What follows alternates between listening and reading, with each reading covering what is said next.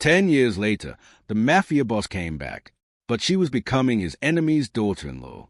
The wedding procession stopped before it even reached the mansion, not because of rain, not because of an accident, because every armed guard standing outside the Romano estate suddenly lowered their weapons and stepped backward in fear. A convoy of matte black vehicles rolled silently through the iron gates. No family crest, no license plates, no warning, only silence. The bride lifted the edge of her white veil just enough to see what had frozen hundreds of powerful men. The lead vehicle stopped only a few meters away. Its rear door opened slowly. A man stepped out wearing an impeccably tailored black overcoat. His silver watch reflected the evening sunlight. His face remained unreadable. For 10 years, the criminal underworld had believed he was dead. Yet there he stood, Adrian Moretti, the Ghost King, the Mafia boss who had disappeared after the bloodiest gang war Europe had ever witnessed. No one breathed. No one moved. Across the courtyard, the elderly patriarch of the Romano family, Adrian's greatest enemy, turned completely pale, because only he knew the truth. Adrian hadn't come back for revenge. He had come back for her, the bride, Sophia Marino, the woman he had once promised to marry. The woman who now stood only minutes away from becoming his enemy's daughter-in-law. Sophia's hand began trembling beneath her wedding bouquet. 10 years. 10 years since she had watched Adrian disappear into fire and smoke. 10 years of believing he had died. 10 years of forcing herself to bury the only man she had ever loved. And now, he had returned on the day she was about to marry another man. But Adrian didn't look at the groom. He didn't acknowledge the hundreds of armed guards surrounding him. He looked only at Sophia, as if the past 10 years had never happened. Then, in a voice so calm it chilled everyone present, he spoke. I came to keep a promise. The courtyard fell into absolute silence. Only Sophia understood what he meant. 10 years earlier, on the night they had planned to run away together, Adrian had held her hand beneath the old lighthouse overlooking the sea. He had smiled, a rare, genuine smile no one else had ever seen. Then he made one promise. No matter how long it takes, I'll come back for you. Sophia had waited 1 week, 1 month, 1 year. Then the newspapers reported Adrian Moretti's death. His mansion burned. His body supposedly never recovered. The underworld accepted the story. Eventually, she forced herself to accept it too. But now, the dead man had returned, and the wedding had become a battlefield before the ceremony had even begun. No one realized that Adrian's arrival wasn't the beginning of the story. It was the end of a secret war that had lasted 10 years. And before the sun set, one family would lose everything. Not a single wedding guest dared speak. The courtyard remained frozen as Adrian Moretti stood at the entrance of the Romano estate, his expression as calm as if he had arrived for an ordinary business meeting instead of interrupting the most important wedding in one of Italy's most powerful mafia families. Dozens of Romano guards tightened their grip on their rifles. None of them fired. Every veteran in the underworld recognized one undeniable truth. If Adrian Moretti walked into enemy territory alone, he was never truly alone. The surrounding hills, the nearby rooftops, even the church bell tower overlooking the estate, every shadow suddenly looked dangerous. Romano soldiers realized too late that they had no idea how many Moretti operatives might already be watching.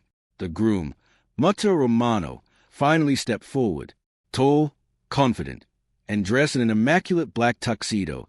Matteo was everything the Romano family expected from its future heir. He looked first at Sophia, then at Adrian. Confusion quickly turned into anger. "You've interrupted my wedding," he said coldly. Adrian didn't even acknowledge him. His eyes remained fixed on Sophia. She hadn't changed as much as he expected. Her dark hair was longer. Her face carried the quiet maturity of someone who had spent years hiding sadness behind polite smiles. But her eyes, they still looked exactly the same eyes that had watched him leave beneath the lighthouse 10 years earlier. Sophia struggled to steady her breathing. Every emotion she had buried came crashing back without warning. Grief, love, anger, hope. She had spent a decade convincing herself Adrian was dead. Now he stood only a few meters away. The impossible had become reality. At the top of the marble staircase, Don Vittorio Romano slowly descended with the help of an ebony cane. Unlike his son, he understood exactly how dangerous this moment truly was. He had once fought Adrian in a war that left hundreds dead. He had watched the young Mafia boss transform into the most feared strategist in Europe. Then, Adrian disappeared. No body, no funeral, only rumors. Now, seeing him alive again, Vittorio understood something terrifying. If Adrian had stayed hidden for 10 years, he must have had a reason, and that reason could destroy everything. What do you want? Vittorio asked. Adrian finally shifted his gaze. I came for the truth. A brief silence followed. Only Vittorio understood the weight behind those words. Sophia noticed it immediately. The old man's confidence had vanished. For the first time in years, he looked afraid. 10 years earlier, Adrian Moretti was only 28. Young, brilliant, already leading the Moretti syndicate after his father's assassination. Unlike older Mafia bosses who ruled through fear alone, Adrian built his organization through precision. Every deal was calculated, every alliance carefully chosen. His enemies called him the Ghost because he always seemed to know their plans before they acted. Only one person ever saw the man behind the legend, Sophia Marino. She wasn't born into organized crime. Her father owned a small vineyard outside Genoa. Their families should never have crossed paths. Until one autumn evening, Sophia's younger brother became trapped inside a burning warehouse after a gas explosion. Everyone believed the building would collapse within minutes. Firefighters couldn't reach him. People screamed helplessly. Then a black SUV arrived. Without asking questions, Adrian rushed inside the flames. 5 minutes later, he emerged carrying the unconscious boy in his arms. His own hands were badly burned. His suit was ruined. He never introduced himself. He simply left. Sophia spent weeks searching for the stranger who had saved her brother. When she finally found him, she expected a ruthless criminal. Instead, she met a man quietly feeding stray dogs outside one of his warehouses before sunrise. That contradiction fascinated her. Over time, coffee became conversations. Conversations became friendship. Friendship slowly became love. For nearly 2 years, they lived inside stolen moments. Late-night drives along the coast. Secret dinners in places no one would recognize them. Sunrise at the old lighthouse. A world untouched by mafia wars. Adrian dreamed of leaving organized crime behind once the violence ended. Sophia believed him. She had seen the kindness he hid from everyone else. For the first time since inheriting the Moretti empire, Adrian imagined a future that didn't involve blood. Then everything changed. One rainy evening, Adrian received an anonymous package. Inside were photographs. Sophia entering Romano territory. Sophia speaking with Don Vittorio. Sophia leaving a private Romano estate. Every image looked authentic. Someone had secretly followed her for months. Adrian confronted her immediately. Sophia denied everything. She insisted she had never met Don Vittorio, never entered Romano property, never betrayed him. Adrian believed her until another envelope arrived. This time, a video, security footage. Sophia embracing Matteo Romano, the heir of Adrian's greatest enemy. The footage looked undeniable. Even Adrian struggled to question it. Sophia cried, begged him to trust her. She claimed the video had been manipulated. Someone wanted them divided. Adrian wanted desperately to believe her, but before he could uncover the truth, war erupted. 3 Moretti captains were assassinated within 48 hours. 2 warehouses exploded. Millions disappeared from hidden accounts. Evidence pointed directly toward the Romano family. Adrian had no choice. He sent Sophia into hiding until the war ended. I'll come back, he promised beneath the lighthouse, no matter how long it takes. She waited exactly where they had planned. All night, he never came, because before Adrian could reach her, his convoy was ambushed. Explosions destroyed every vehicle. The bridge collapsed into the sea. The underworld declared Adrian Moretti dead. Only one man knew he had survived. The man who ordered the ambush, Don Vittorio Romano. Back in the present, the wedding guests watched in growing confusion as Adrian and Vittorio stared at each other in complete silence. Finally, Adrian removed a worn leather wallet from his coat. Inside was an old photograph. It showed Adrian and Sophia laughing beneath the lighthouse. Written across the back, in faded ink, were 4 simple words. Wait for me always. Sophia's eyes filled with tears. She remembered writing those words herself. Matteo slowly looked from the photograph to Sophia. "You knew him?" She couldn't answer. Her silence answered for her. The groom's face hardened. His own fiancée had once loved the man standing before them. But that wasn't what unsettled him most. It was a look in Adrian's eyes. This wasn't the gaze of a man seeking revenge. It was the gaze of someone who had returned because unfinished promises still mattered. Then Adrian reached into his coat once more. This time, he removed a thick-sealed envelope. He tossed it onto the marble steps in front of Don Vittorio. The old man looked at it and instantly lost all color, because printed across the front was a single date, October 14th, the night Adrian supposedly died. Inside that envelope was evidence no one had seen for 10 years, evidence capable of rewriting everything the Romano family believed about that night. And Don Vittorio knew, if Adrian opened it in front of everyone, the wedding would be the least of their problems. The sealed envelope rested on the marble steps like a loaded weapon. No one touched it. No one even looked away from it. Wedding guests whispered nervously as armed guards shifted their weight, waiting for the first shot that somehow never came. Don Vittorio Romano stared at the date printed across the front. October 14th, the night Adrian Moretti had supposedly died. Only 3 people alive knew everything that had happened after midnight: Vittorio, Adrian, and the man who had disappeared before sunrise. If Adrian truly possessed evidence from that night, then secrets buried for 10 years were about to surface. Vittorio slowly bent down and picked up the envelope. His hands were steady. His eyes were not. "What is this?" Matteo demanded. Before his father could answer, Adrian spoke calmly. "The beginning of the truth." Matteo stepped closer. "You've disrupted my wedding because of a 10-year-old story." Adrian finally looked at him. "For you, it's an old story. For me, it ended yesterday." Those words confused everyone. Yesterday? What had happened yesterday? Sophia felt a chill run through her body. Something had changed. Adrian hadn't returned simply because he finally decided to. Something, or someone, had forced him out of the shadows. 10 years earlier, the explosion on the coastal bridge had been powerful enough to shake nearby villages. 3 vehicles plunged into the sea. Burning wreckage floated for hours. Police recovered several bodies. None belonged to Adrian Moretti. Official reports concluded that the coroner had carried his remains into deeper waters. The underworld accepted the explanation. They were wrong. Moments before the bridge exploded, Adrian had noticed something almost invisible. A maintenance hatch beneath the roadway had been left slightly open. Impossible. Bridge inspections had been completed earlier that morning. Someone had prepared an escape route. When the first explosion erupted, instinct, not luck, saved him. He jumped through the maintenance opening just before the bridge collapsed. The blast threw him nearly 20 meters into freezing seawater below. Broken ribs, a shattered shoulder, deep burns across his back. He should have drowned. Instead, someone pulled him from the river. When Adrian regained consciousness 2 days later, he wasn't in a hospital. He was inside an isolated mountain cabin. An elderly man sat quietly beside the fireplace. Adrian had never seen him before. "My name is Father Gabriel," the old man said. "I've been waiting for you."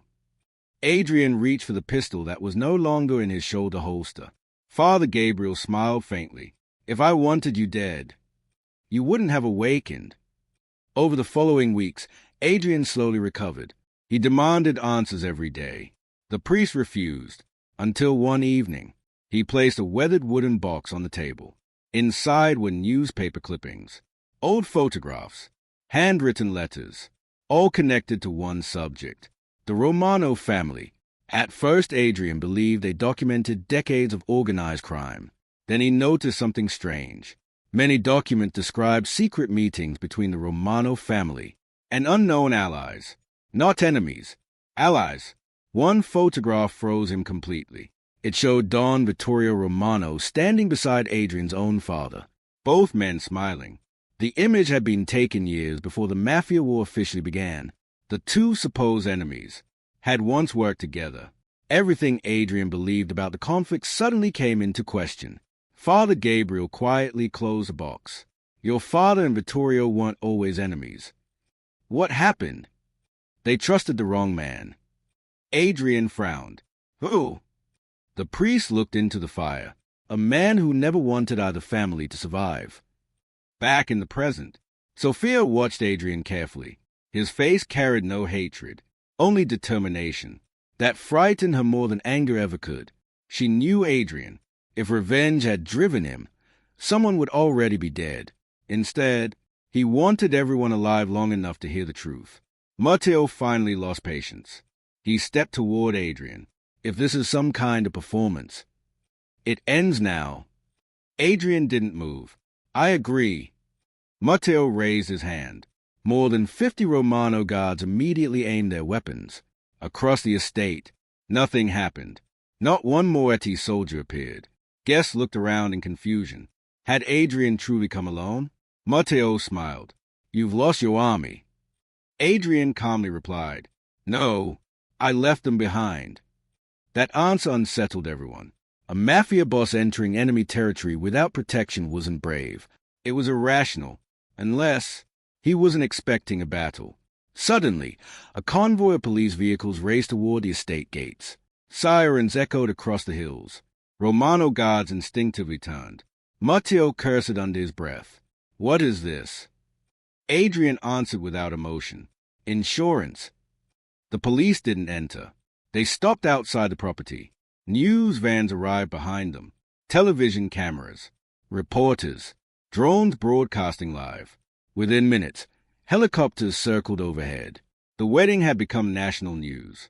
If anyone started shooting now, the entire country would witness it. Vittorio immediately understood Adrian's strategy. This wasn't a battlefield anymore. It was a courtroom. Adrian had forced every powerful criminal present to behave like respectable businessmen. Violence would only destroy themselves. For the first time in decades, the Ghost King had defeated an enemy without firing a single bullet. Inside the estate library, Vittorio requested a private meeting.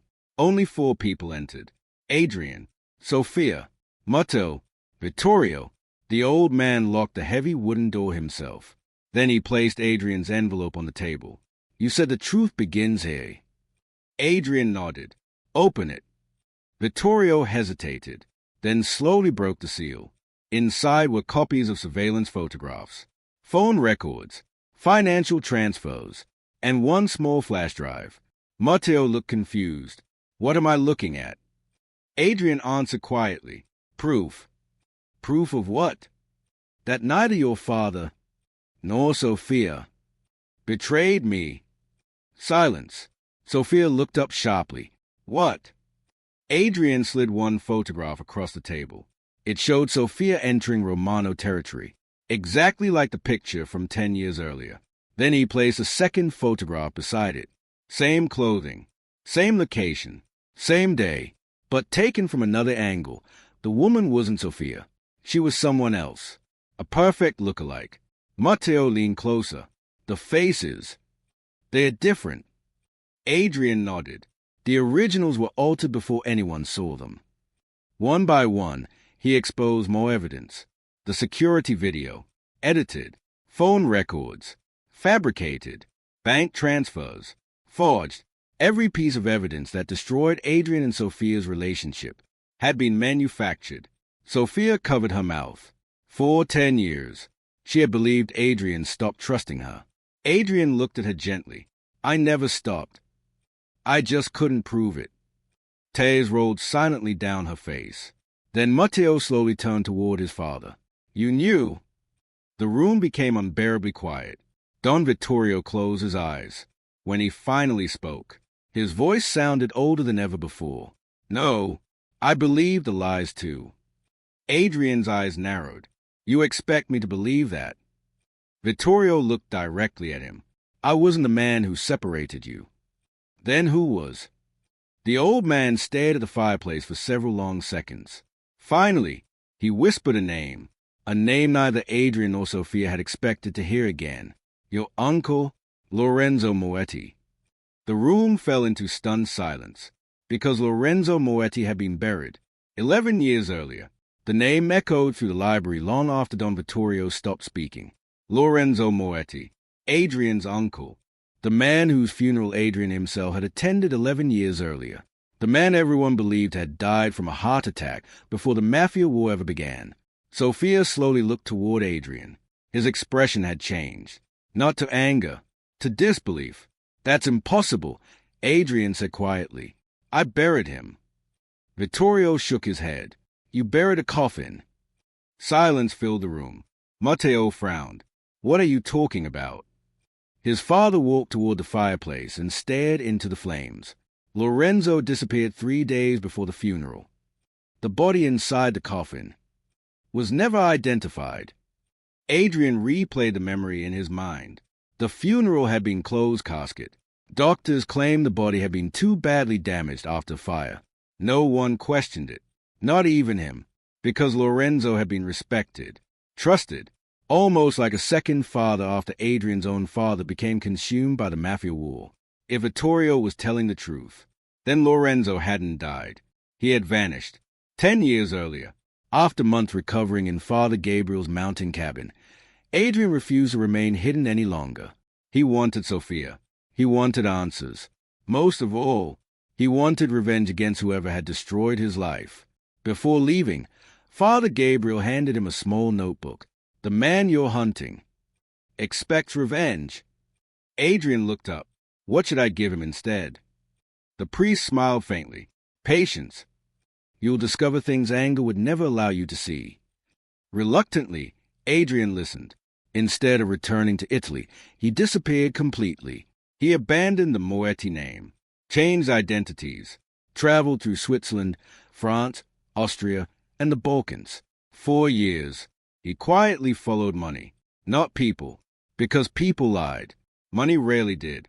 Shell companies, anonymous trusts, luxury real estate purchases, hidden shipping contracts. The trail never stayed visible for long, but every few months, the same signature quietly appeared. A company called Argent Holdings. Officially, it manufactured agricultural equipment. Unofficially, it existed only on paper. Its directors changed constantly. Its headquarters moved between countries. Yet every financial trail Adrian investigated eventually touched Argent Holdings. Someone was hiding behind it. Someone unimaginably powerful.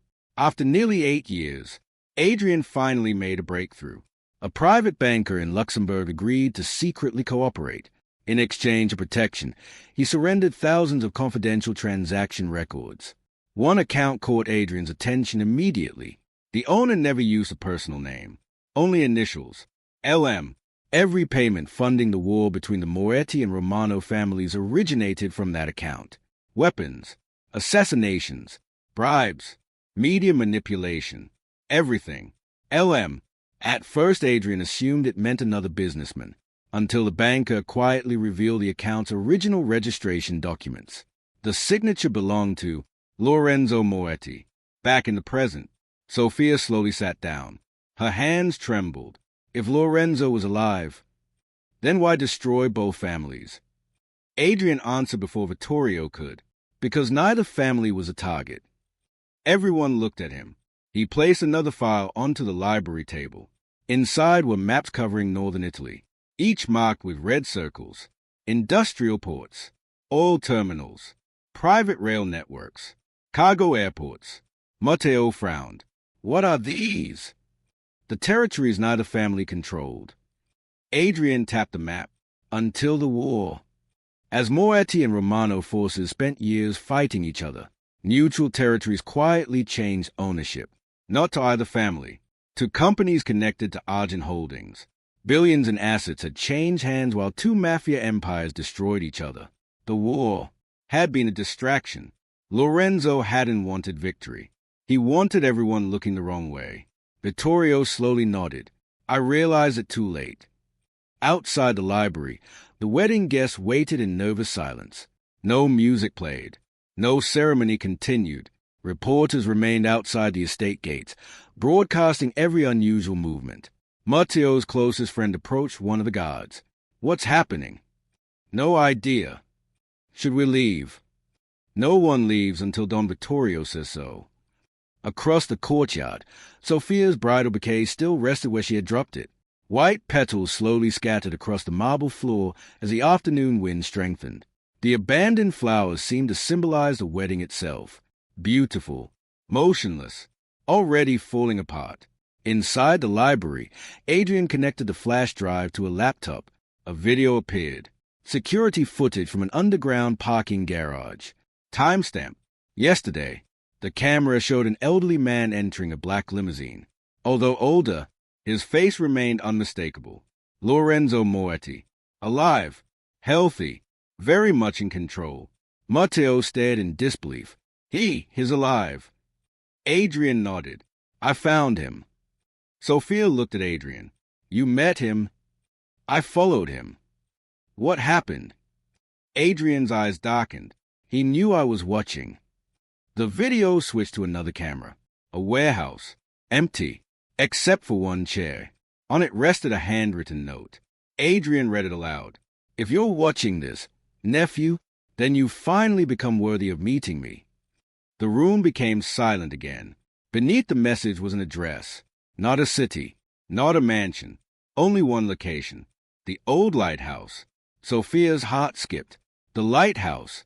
The very place where she and Adrian had promised to begin a new life together. The same place where she had waited for him all night 10 years ago. Lorenzo had chosen it deliberately. He wanted the past reopened. He wanted old wounds exposed. He wanted Adrian to return exactly where everything had fallen apart. Adrian looked toward the window. The sun had begun setting. He'll be there tonight. Matteo finally spoke. Then we'll go together. Adrian looked at him in surprise. Matteo continued. If Lorenzo destroyed both our families, then is my enemy too. For the first time that day, Adrian saw honesty in the younger man's eyes. There was no jealousy, no hatred, only determination. Vittorio slowly stood. I'll come as well. Adrian immediately shook his head. No, the old man frowned. You'll stay here. Why? Because Lorenzo expects all of us. Adrian walked toward the door. So we'll disappoint him. He looked back at Sophia. You once waited for me at the lighthouse. She nodded silently. This time, I'll be the one waiting. Sophia's eyes filled with emotion. 10 years earlier, destiny had separated them before sunrise. Tonight, the same lighthouse was calling them back. Neither realized that hidden among the reporters outside the estate stood a man wearing a baseball cap and sunglasses. He quietly lowered a camera, then smiled. The photograph he had just taken wasn't for tomorrow's newspaper. It was being sent directly to Lorenzo Moretti, along with a short message. They are coming exactly as planned. The photograph reached Lorenzo Moretti less than 30 seconds after it was taken. Deep inside an abandoned coastal fortress overlooking the Mediterranean, an encrypted phone vibrated once on an oak desk. Lorenzo glanced at the image. Adrian leaving the Romano estate. Matteo following only a few steps behind. Sophia standing between them. Exactly as he had expected. A slow smile crossed his face. They are still predictable, he murmured. One of his lieutenants stepped forward. Should we prepare the lighthouse? Lorenzo shook his head. No, they think the lighthouse is a destination. It isn't. The lieutenant looked confused. Then why invite them there? Lorenzo stood and walked toward a massive window overlooking the sea. Because memories make intelligent people careless. Back at the Romano estate, reporters crowded the front gates, desperate for answers. News channels had already abandoned regular programming. Every headline showed the same image. The dead Mafia boss returns during his former lover's wedding. No one knew the real story. No one suspected that the interrupted wedding was only the surface of a conspiracy stretching back more than a decade. Inside the estate, Sophia quietly changed out of a wedding dress. She folded it carefully instead of throwing it aside. 10 years ago, she had imagined marrying Adrian while wearing white. Now the dress felt less like a dream, and more like the final page of a life that had never truly belonged to her. When she emerged wearing a simple black coat, Matteo was waiting outside the room. For several seconds, neither spoke. Finally, Matteo broke the silence. I owe you an apology. Sophia looked surprised. I spent years believing you chose this marriage because you loved me. He lowered his eyes. Now I understand. You were trying to move on. Sophia's expression softened. I tried. I know. He smiled sadly. But people don't spend 10 years forgetting someone who never mattered. She didn't deny it. There was nothing left to deny. Matteo took a slow breath. When this is over, you won't owe me an explanation. His voice carried disappointment, not bitterness. Sophia realized something she had never allowed herself to admit. Matteo wasn't a cruel man. He had simply become another victim of Lorenzo's deception. An hour later, 3 vehicles left the Romano estate. The first carried Adrian alone. The second carried Matteo with a small security team. The third remained at the estate with Don Vittorio, who reluctantly agreed to stay behind after Adrian insisted. Only Adrian knew the real reason. As long as Vittorio remained alive, Lorenzo still lacked one crucial witness capable of exposing the origins of the war. Keeping the old man away from the lighthouse wasn't caution. It was protection. The coastal road leading to the lighthouse looked exactly as Adrian remembered. Sharp cliffs, violent waves crashing against black rocks. When carrying the scent of salt across the empty highway, 10 years earlier, he had driven this road believing he was on his way to a new life. Tonight, he drove knowing he was approaching the man who had stolen it. As a lighthouse appeared in the distance, Adrian slowed the vehicle. Something immediately felt wrong. No guards, no surveillance, no movement. Far too quiet. He stepped out and carefully examined the ground. Fresh tire tracks. At least 8 vehicles. But they weren't heading toward the lighthouse. They were leaving it. Recently, very recently, Adrian's eyes narrowed. We're late. Just then, Matteo's convoy arrived. What is it? Matteo asked. Adrian pointed toward the tracks. He was here. And now he wants us somewhere else. Sophia slowly walked toward the old lighthouse door. It stood slightly open. Inside, everything remained untouched. The weathered staircase, the rusted lantern mechanism, even the initials she and Adrian had carved into the wooden railing a decade earlier. She gently brushed away the dust. A+S. Still there. Tears filled her eyes. Then she noticed something new. Below the old carving, someone had recently engraved another message. In perfectly straight letters. You were never the target. Adrian climbed the stairs 2 at a time. At the top level, he found an old projector already running. The beam illuminated a blank wall. Suddenly, the recording began. Lorenzo appeared on the screen. Older, sharper, smiling. Hello, Adrian. If you're watching this, then you finally arrived exactly where I wanted. Adrian remained silent. Lorenzo continued. You still believe this story is about love. It isn't. You still believe I separated you from Sophia. Only partly true. Sophia looked up sharply. What does that mean? Lorenzo smiled into the camera. I didn't choose Sophia because she loved you. I chose her because of who she is. Everyone froze. Adrian frowned. What are you talking about? The video changed. An old photograph appeared. 2 men stood beside a vineyard.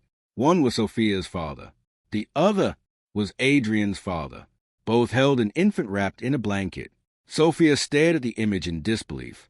That's my father. Lorenzo's voice returned. Your families weren't strangers. They were partners. The room fell silent. Another photograph appeared. This one showed several legal documents. Adoption records, property agreements, birth certificates. Then Lorenzo delivered the sentence that changed everything. Sophia, you were never supposed to marry a Romano. You were promised to the Moretti family before your first birthday. Sophia felt the room spin. Impossible. She looked toward Adrian. He looked just as stunned. Lorenzo continued calmly. Your father signed a blood alliance years before either of you could walk. The marriage wasn't about romance. It was about uniting both empires peacefully. So why destroy it? Adrian demanded, staring at the screen. Lorenzo smiled. Because peace creates stability. And stable families are impossible to control. The projector suddenly switched to a live camera feed. Everyone's blood ran cold. The image showed Don Vittorio Romano back at the estate. He was no longer safe. Masked gunmen had already surrounded the mansion. The wedding guests were being held at gunpoint. One of Lorenzo's men stood behind Vittorio with a pistol pressed against his head. The message was clear. The lighthouse had never been the trap. The wedding had been. Lorenzo's voice echoed one final time through the tower. You came looking for the past, while I returned to claim the future. The projector went black. At that exact moment, Adrian's satellite phone rang. He answered immediately. A terrified voice came through the speaker. Boss! They've taken the estate, and Don Vittorio is gone. The call ended. For several seconds, the only sound inside the lighthouse was a relentless crashing of waves against the cliff below. No one spoke. No one needed to. Lorenzo had outplayed them again.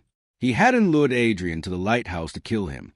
He had lured him away from the one place that still held the only living witness capable of exposing conspiracy.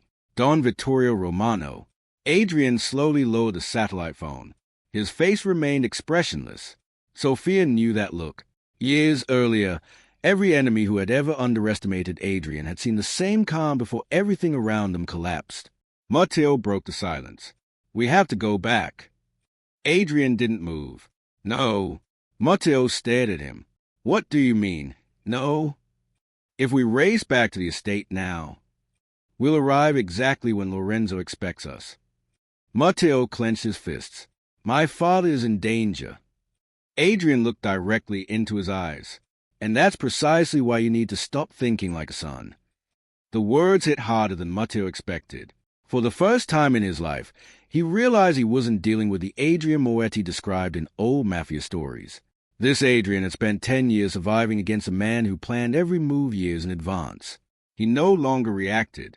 He anticipated. Adrian walked toward the lighthouse window overlooking the coastline. He replayed the past hour in his mind. The invitation, the empty lighthouse, the pre-recorded message, the assault on the estate. Something still didn't fit. Lorenzo never created unnecessary distractions. Every move served multiple purposes. Then Adrian noticed something through the binoculars mounted beside the old lighthouse lantern. Far below, near the abandoned fishing harbor, 3 cargo boats were leaving the shore, not speeding away, waiting. His eyes narrowed. They are not escaping. Sophia stepped beside him. What do you see? A transfer. Meanwhile, at the Romano estate, masked gunmen moved through the mansion with frightening discipline. No valuables were touched. No artwork stolen. No safes opened. Wedding guests remained alive, terrified, but unharmed. The operation wasn't a robbery. It was an extraction. Don Vittorio sat quietly in the mansion's library. His hands were tied. Across from him sat Lorenzo Moretti. For the first time in 11 years, the two former allies looked at one another without intermediaries. Lorenzo poured 2 glasses of expensive Italian wine. He pushed one across the table. Vittorio ignored it. You destroy both families. Lorenzo smiled. No, I simply removed weak leaders. Vittorio laughed bitterly. Weak? You hid for 11 years. I built for 11 years. Lorenzo corrected him calmly. You fought wars. I bought governments. You protected territory. I purchased ports. You counted soldiers. I counted banks. He leaned forward. The world changed while you two were busy hating each other. For the first time, Vittorio realized how enormous Lorenzo's ambitions truly were. This had never been about becoming the most powerful mafia boss. Lorenzo wanted something much larger. Control over legitimate power. Politics. Finance. Shipping. Energy. The criminal empire had become only the foundation. Back at the lighthouse, Adrian unfolded an old nautical chart hanging on the wall. The fishing harbor connected to a forgotten military tunnel built during World War II. The tunnel emerged, directly beneath the Romano estate. He smiled faintly. Of course. Matteo frowned. What? They didn't attack from outside. They came from below. Sophia immediately understood. And they're leaving the same way. Adrian nodded. If Lorenzo captured Vittorio, he's already moving him through the tunnel. Matteo grabbed his jacket. Then we still have time. Adrian looked at him. For the first time today. Yes. The three vehicles raced toward the abandoned harbor. No headlights, no sirens, only darkness. 20 minutes later, Adrian stopped behind an abandoned warehouse overlooking the docks. Everything appeared deserted. Fishing nets swayed in the wind. Old boats drifted silently against wooden piers. Sophia whispered, "Too quiet." Adrian agreed, but something caught his attention.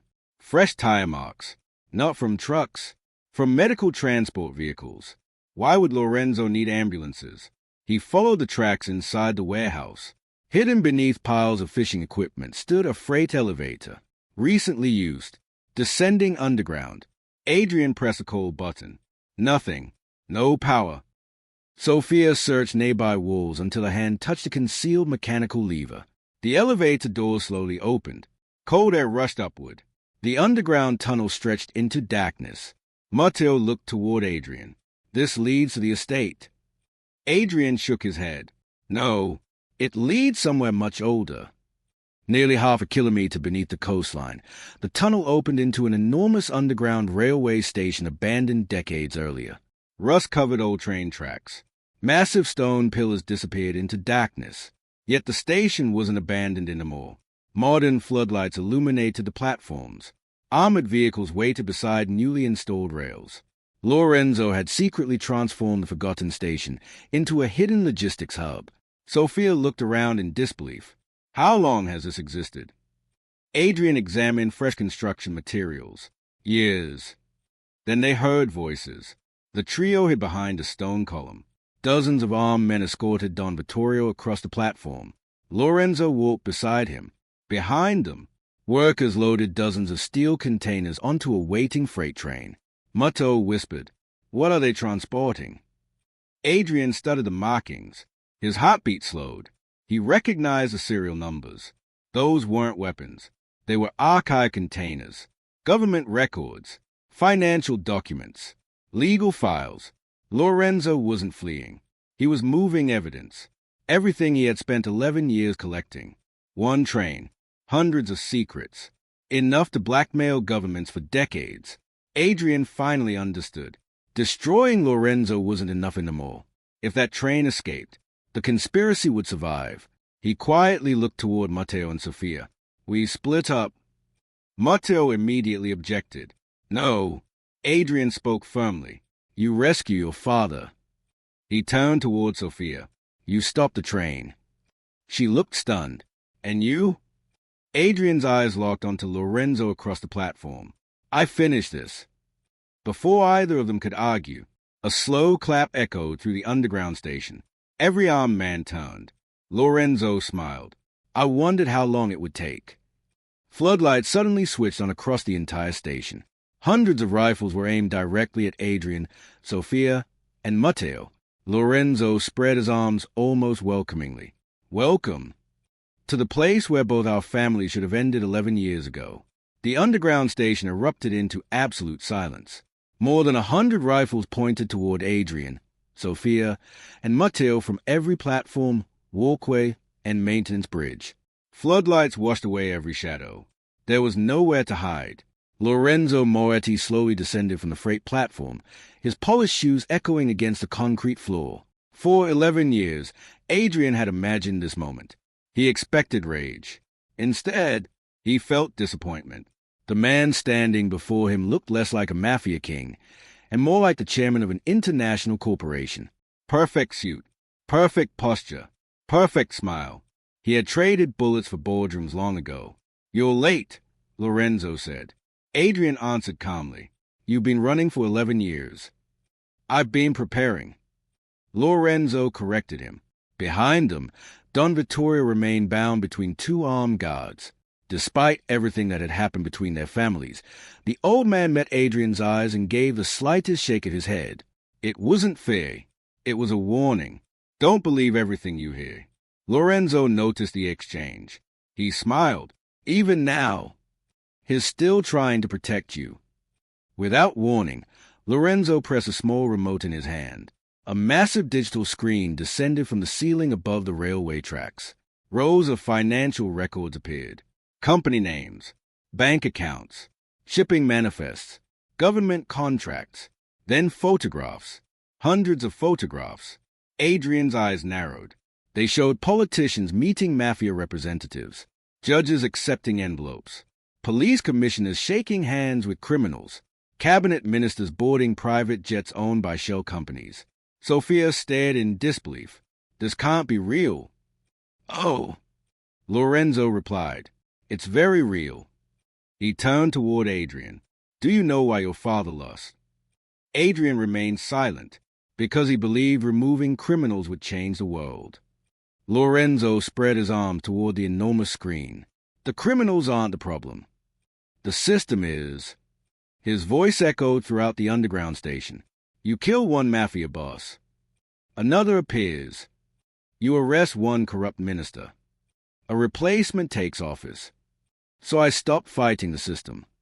I bought it. The statement chilled everyone present. Lorenzo wasn't boasting. He was explaining. Matteo quietly studied the station. Old emergency exits. Steel maintenance ladders. Electrical junction boxes. His military training, kept secret even from most of his own family, began calculating possibilities. Then he noticed something unusual. The freight train. Its engine wasn't running.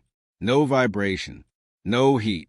It couldn't leave yet, which meant Lorenzo still needed time.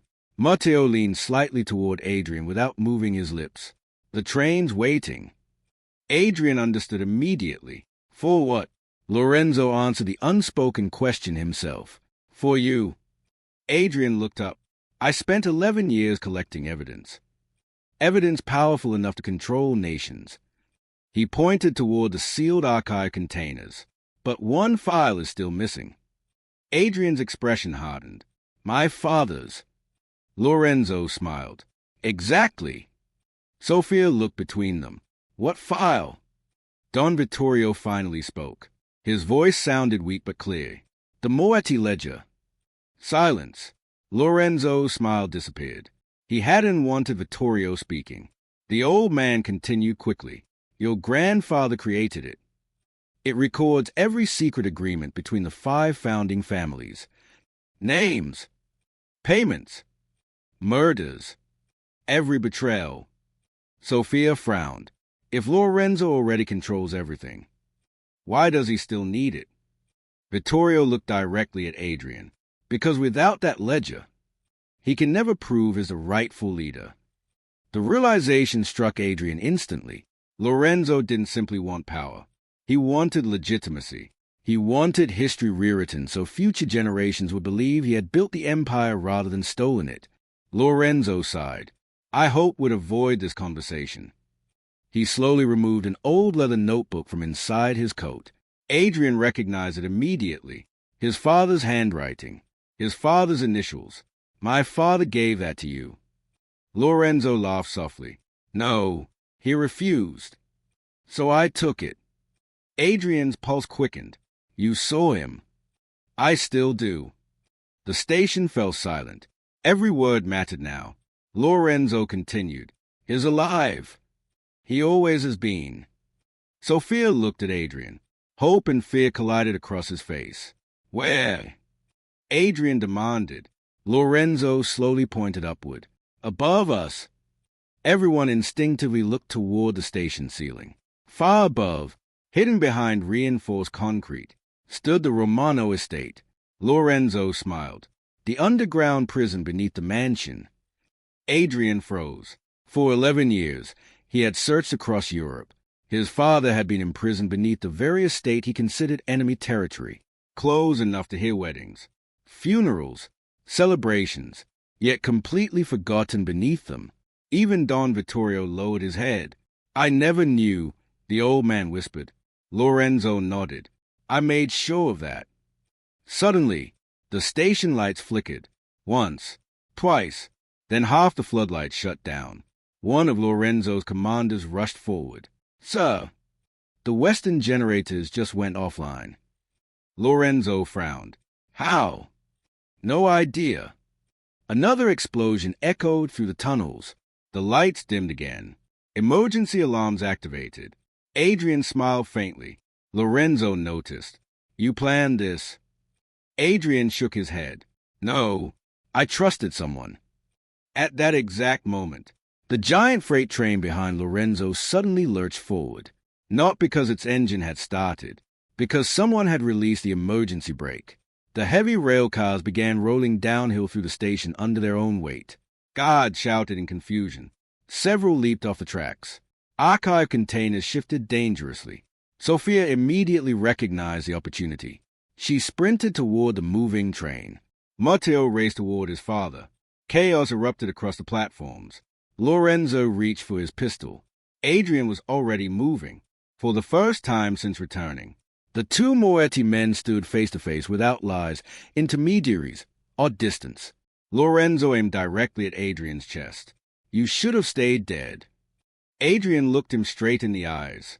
You should have stayed buried. A gunshot echoed through the underground station, but neither man fell, because the bullet had come from somewhere else. Everyone turned. Standing on the upper maintenance bridge, holding a smoking rifle, was an elderly man wearing prison clothes. Thin, bearded, barely able to stand, yet unmistakable.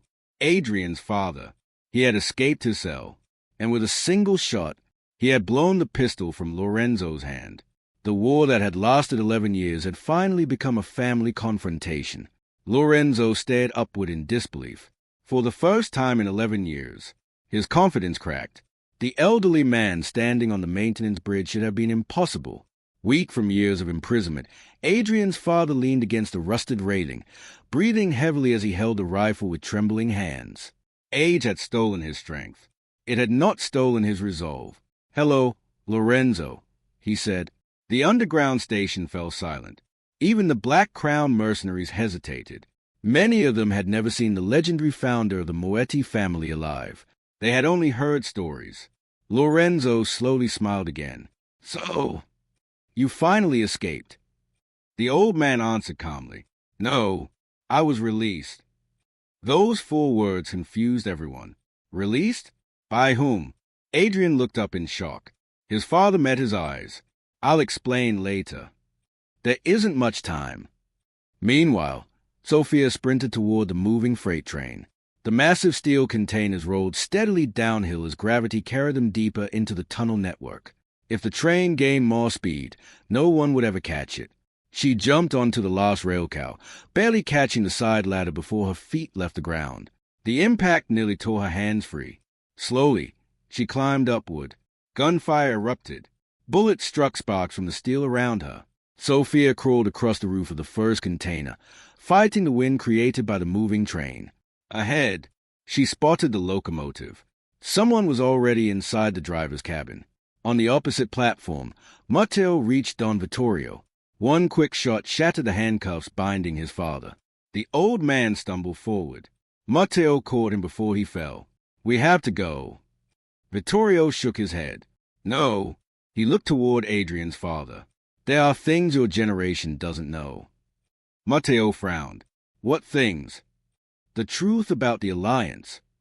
Below the maintenance bridge, Adrian slowly approached Lorenzo. Neither man reached for another weapon. After 11 years, words had become more dangerous than bullets. "You destroyed your own family," Adrian said. Lorenzo laughed softly. "I saved it." "You murdered innocent people." "I removed obstacles." "You betrayed your brother." "I outgrew him." Adrian noticed something strange. Lorenzo wasn't trying to escape. He wasn't even looking at the moving train. His attention remained fixed on Adrian's father, almost expectantly. Then Adrian understood. The train, the evidence, the station, none of it mattered. Lorenzo's real objective had always been one person, his brother. High above them, Adrian's father slowly descended the emergency staircase. Each step seemed painful. 11 years of captivity had left deep scars. Yet his eyes remained clear. When he finally reached the platform, he looked first at Adrian, then at Lorenzo. Finally, he spoke. "My name isn't Alessandro Moretti." Silence. Adrian blinked. "What?" The old man smiled sadly. "It never was." Lorenzo closed his eyes, as if he had hoped this secret would die forever. The elderly man continued. "My real name Is Alessandro Bianchi? Sophia, still climbing across the train, froze as the words echoed through the station speakers. Bianchi, one of the 5 founding families. Not Moretti. Adrian struggled to understand. You mean? I was adopted. The old man nodded. 40 years ago. The Moretti bloodline ended. Lorenzo and I weren't born brothers. We became brothers. Every certainty Adrian had ever known shattered.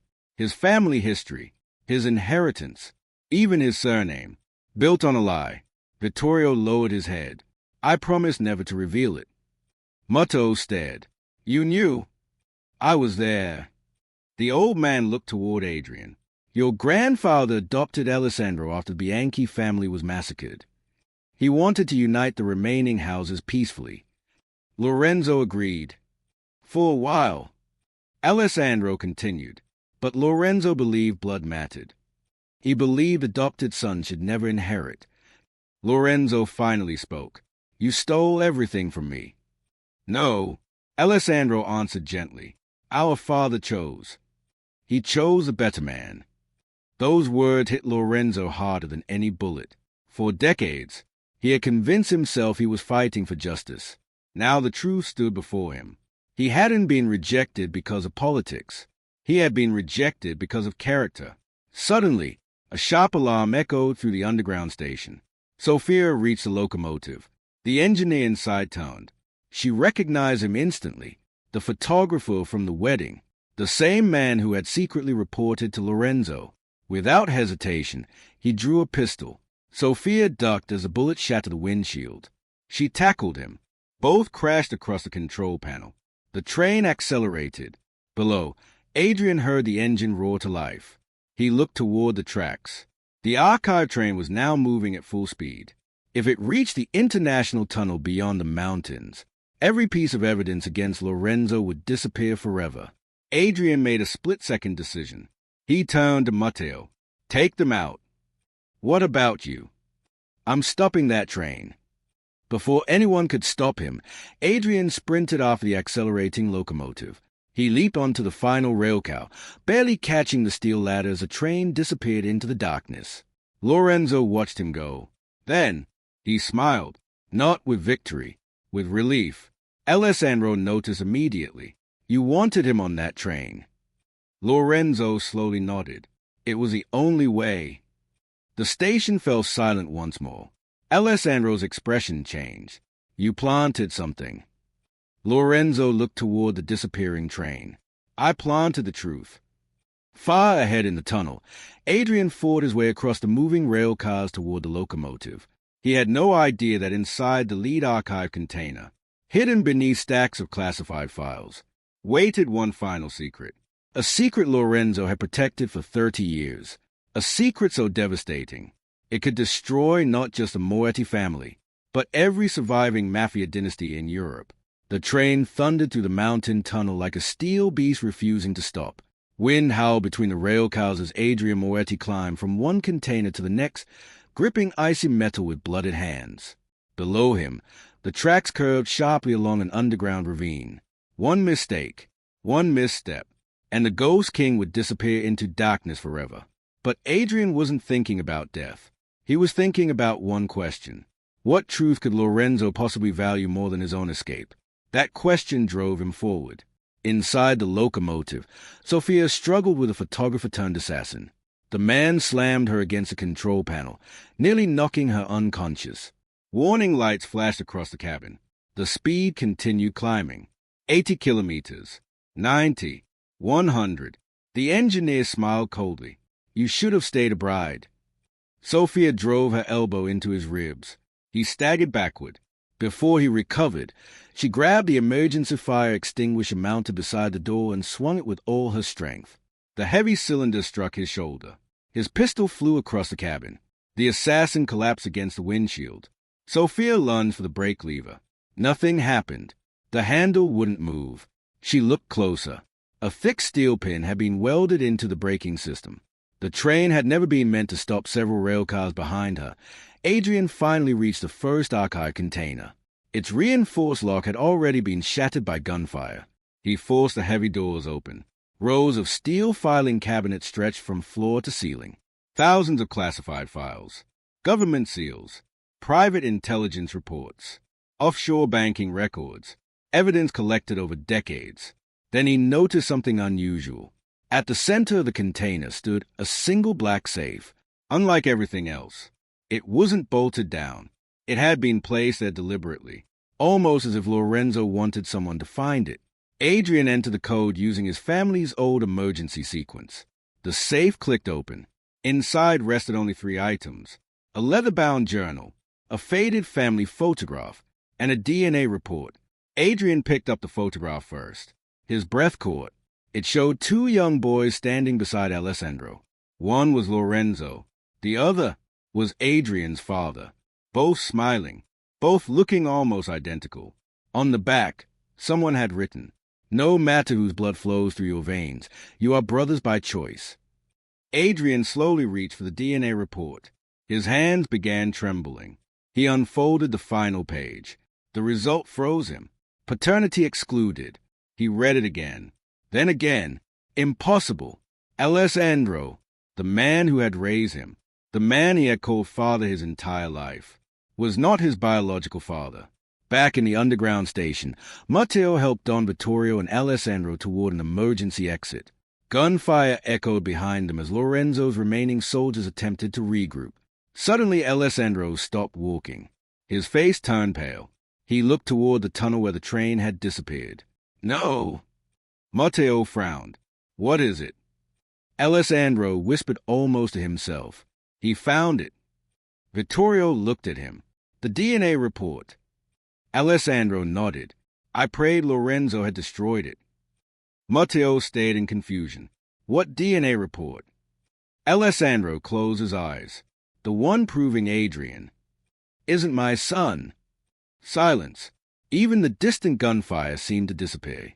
Matteo looked between the 2 old men. "If Adrian isn't your son, whose son is he?" Alessandro answered with visible pain. "I never learned the truth.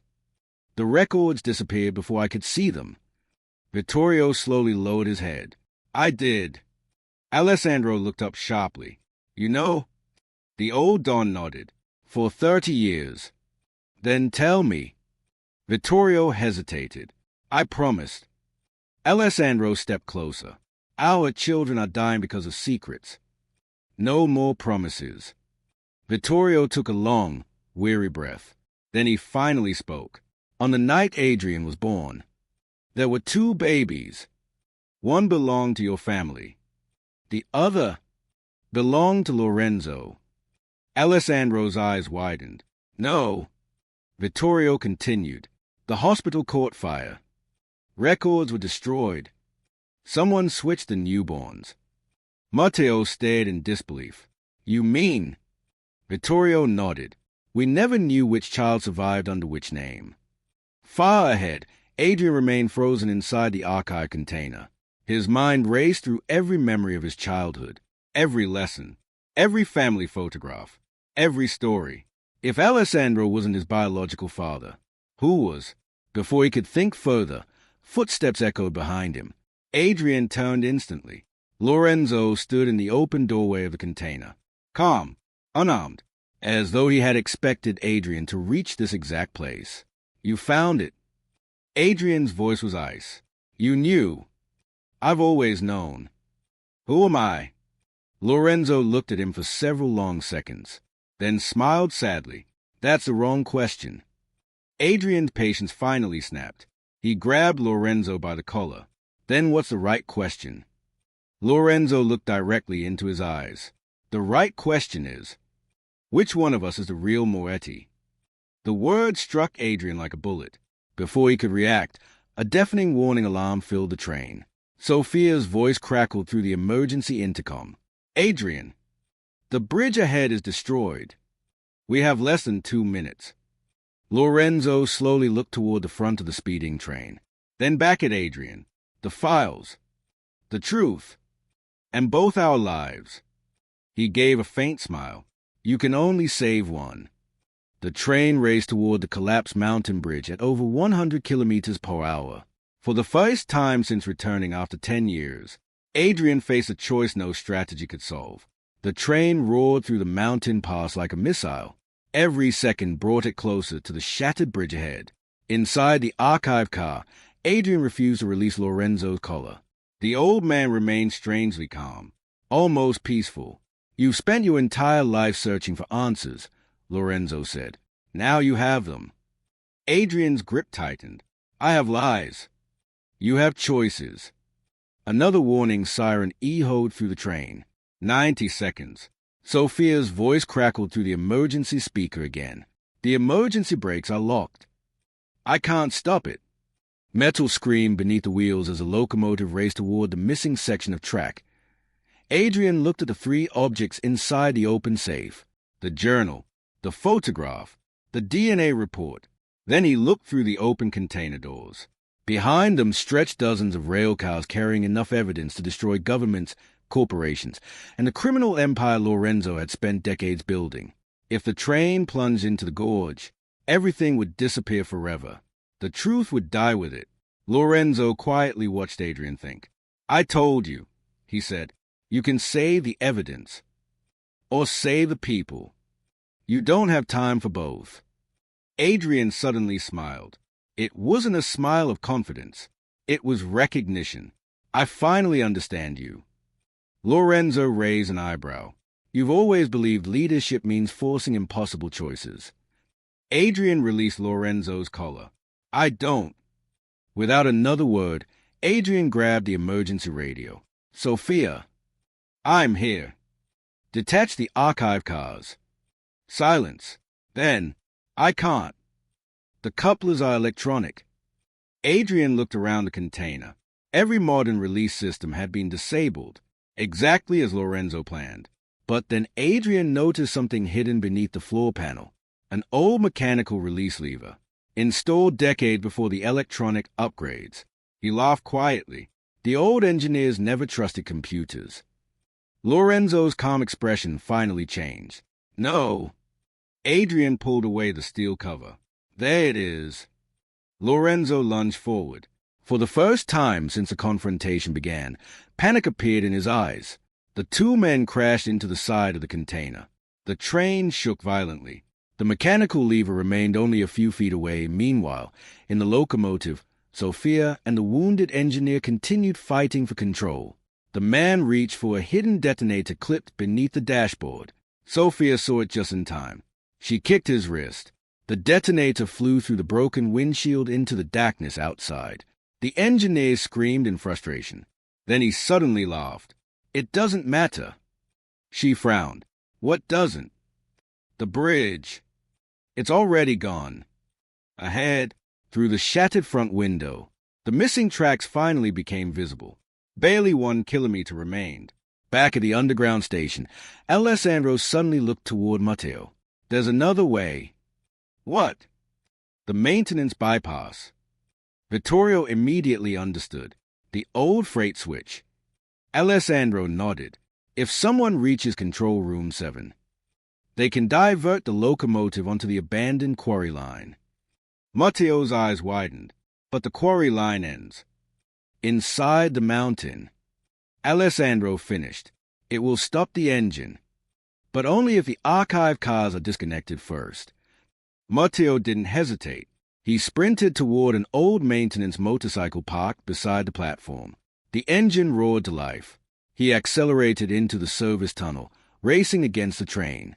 Inside the archive car, Adrian and Lorenzo continued struggling.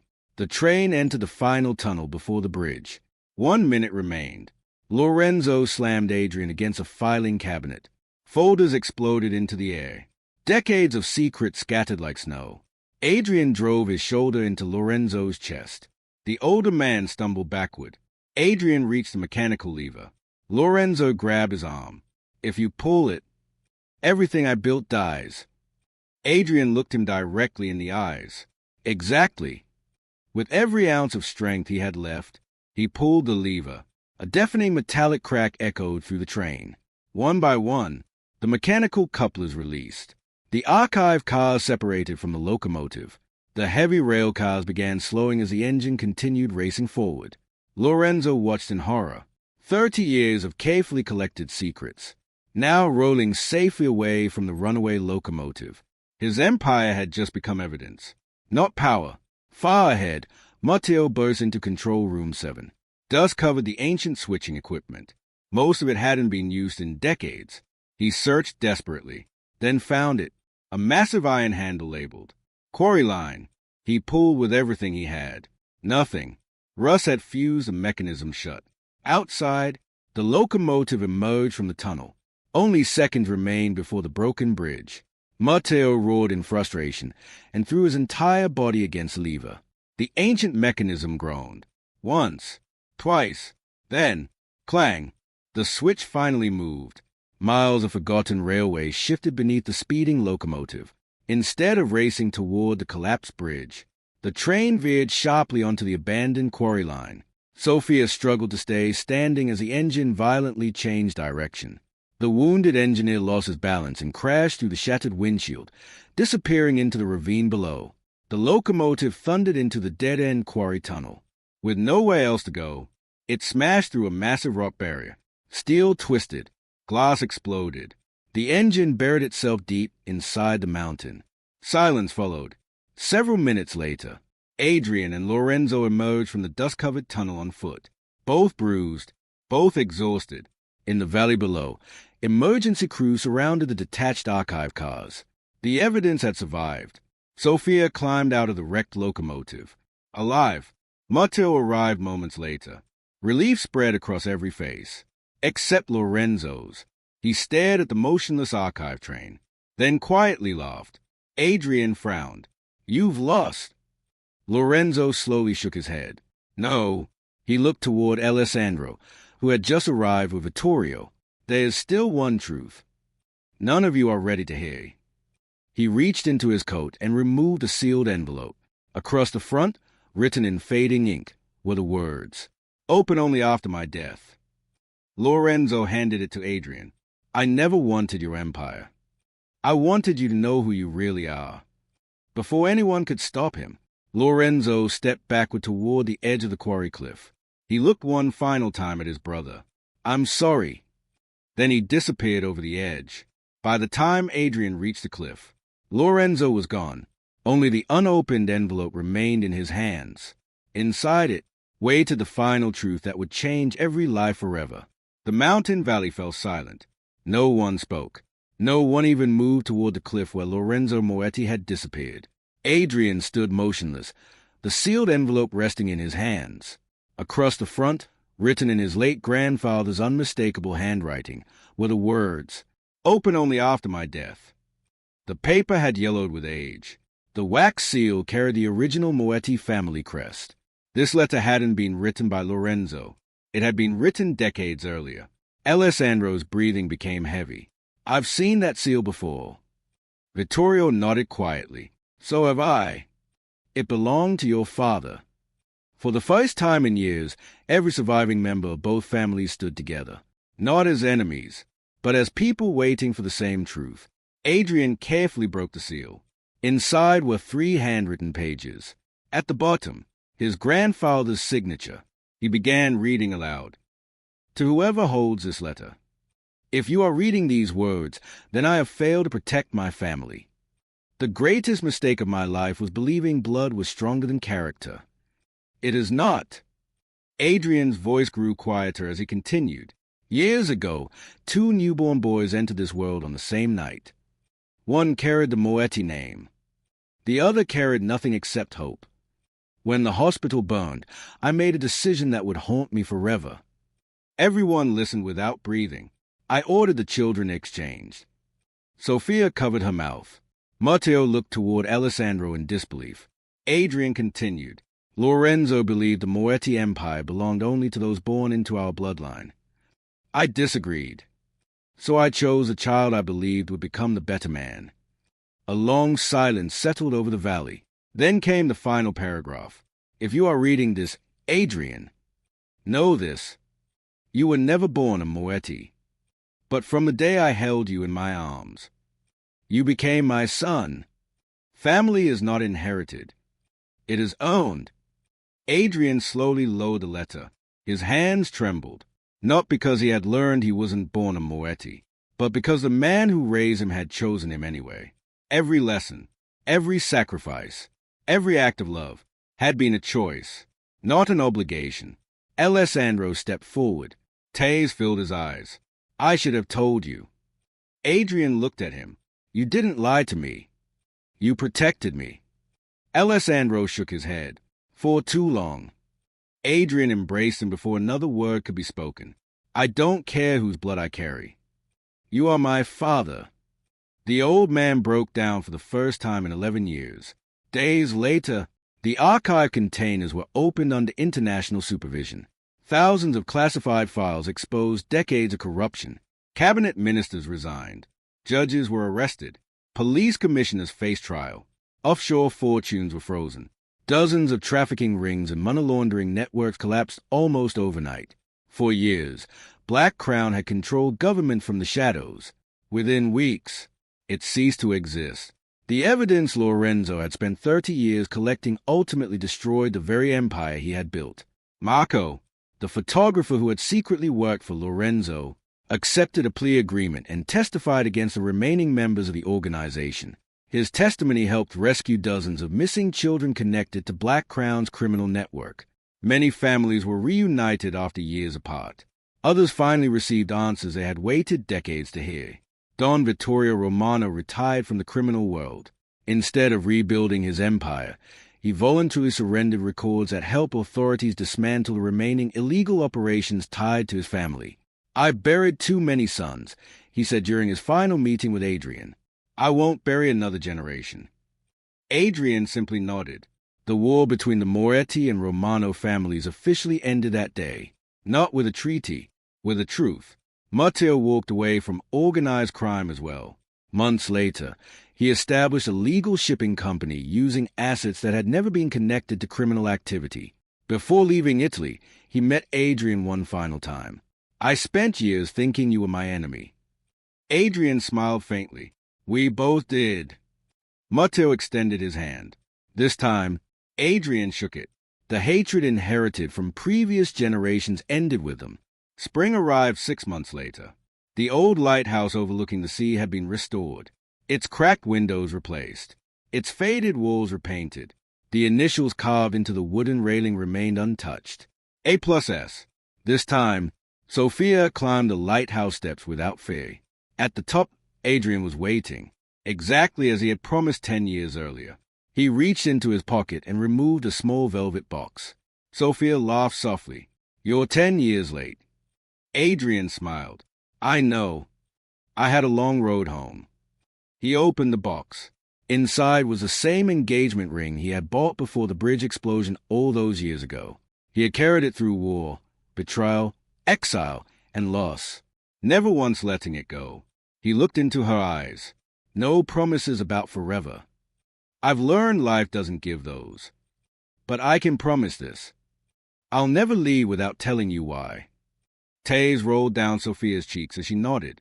Then my answer is still the same. Yes. As the sun set over the Mediterranean, the lighthouse beacon illuminated the coastline once again, not as a symbol of waiting, but as a symbol of finally finding the way home. Years later, people still whispered stories about the Ghost King who returned from the dead and ended a war that had consumed 2 families for more than a decade. Some said he was the most feared Mafia boss in Europe. Others said he became the man who dismantled the empire he once ruled. History remembered both versions. But those who truly knew Adrian Moretti remembered something else. They remembered that the strongest family is not built by blood. It is built by the people who choose each other, even after every lie has been uncovered.